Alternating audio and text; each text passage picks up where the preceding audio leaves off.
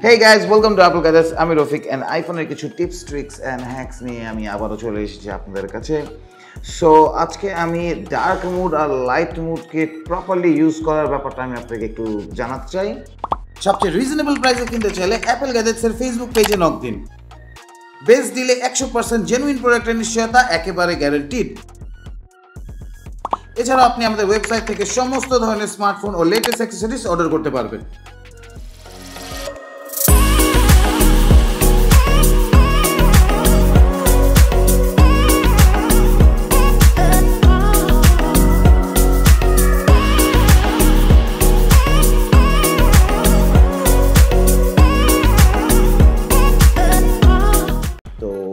এটা অন করার জন্য ফার্স্ট আপনার কি করা লাগবে, আপনার সেটিংসে যাওয়া লাগবে।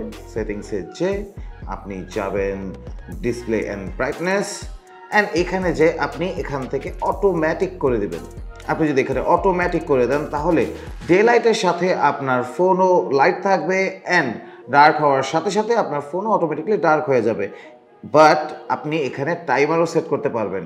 যেমন আপনি কাস্টমাইজ স্কেজুয়ালে যে আপনি এখানে বলে দিতে পারবেন যে কতক্ষণ লাইট থাকবে অ্যান্ড কতক্ষণ ডার্ক থাকবে, অ্যান্ড আপনার টাইম মতনই এটা ডার্ক এবং লাইটে চেঞ্জ করবে।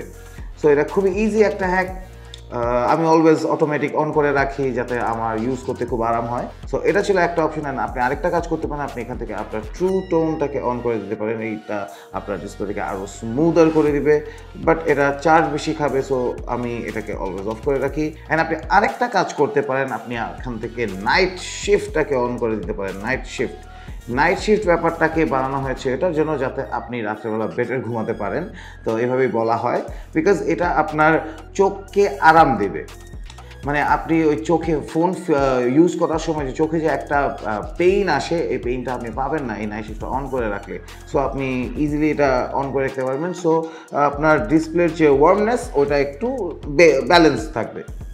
সো এই ছিল আজকের ভিডিওটা ভালো লাগলে অবশ্যই লাইক দিবেন অ্যান্ড শেয়ার করার চেষ্টা করবেন। আর কোনো প্রশ্ন থাকলে অবশ্যই নিচে কমেন্ট করে আমাকে জানাবেন যাতে আমি আপনার সলিউশন দিতে পারি অথবা ওটা নিয়ে একটা ভিডিও বানাতে পারি।